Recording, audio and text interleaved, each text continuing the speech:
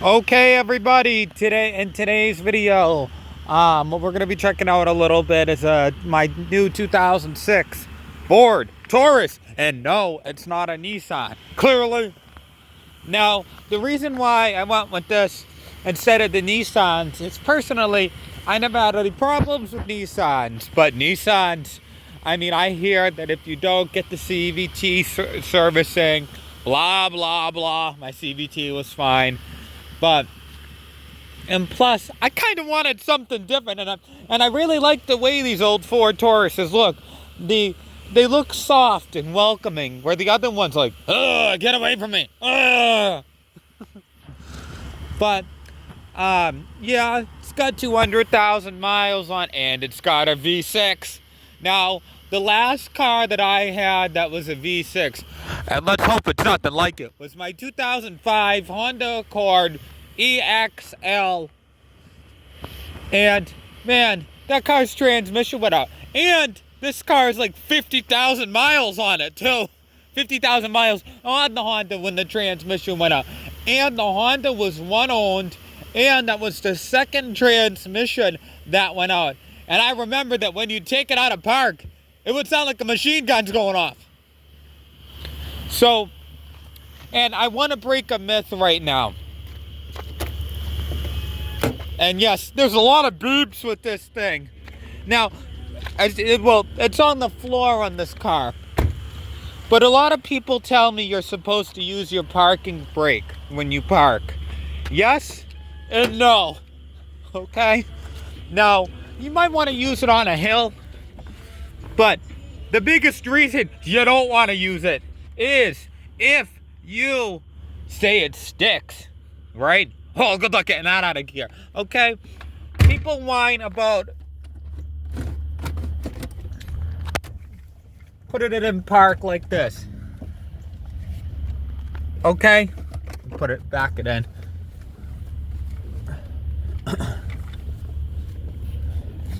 Okay? People whine about this little roll. It doesn't matter! Now, what I will tell you is the check engine light's on, but who cares about that stupid crap? It's just the oxygen sensor. So, it's just... Now, I will say one thing, that when I got this car, these things take 4.3 quarts. And it's not an oil burner. They had it running so low on oil, okay? Let me tell you one thing. The lights are on now. So let me tell you one thing. You don't want to run your car. You don't want to run it with just one quart of oil. That is horrible for this car. And I was running around and I made the dumb decision to not check the oil before I bought it, right? So I told them if I saw something, I was gonna find it. It was going on YouTube. So this car was about 3 quarts down and a little bit low at antifreeze, and that was because the person, as you can see there.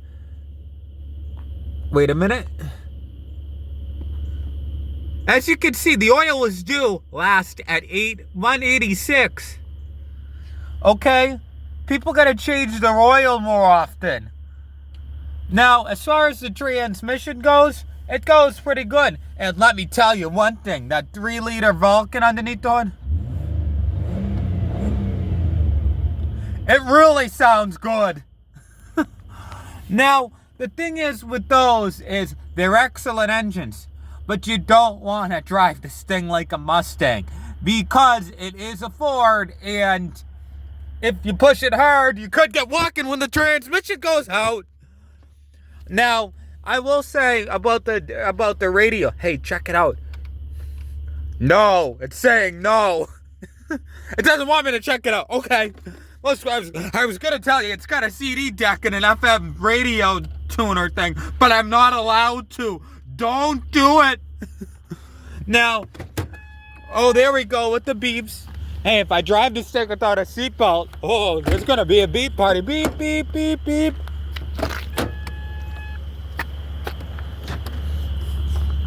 Hey, look, I think limousines can compete with this thing. I mean, look at that ample leg space. And let's see, it does not have ductwork back to the trunk. Oh, hold on, wait a minute. Nope, it does not have ductwork.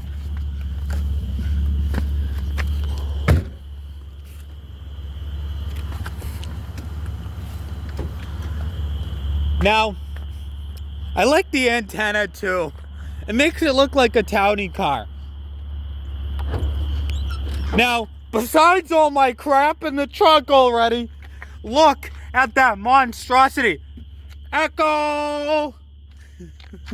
This thing is huge. Now, what also means this is huge is there's a big gas tank underneath there too. Now, Ryan, he was cheap and lazy last night, and man, look at that spare tire. Huge. Hey, look, Daimler Chrysler, it's got a spare tire.